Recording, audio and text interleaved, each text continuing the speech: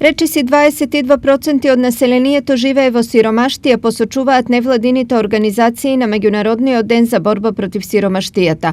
Од почетокот на март 2020 до денес Банката за храна собрала и поделила над 160 тони храна, помош стасала до над 4500 семејства или над 13.000 граѓани во Македонија.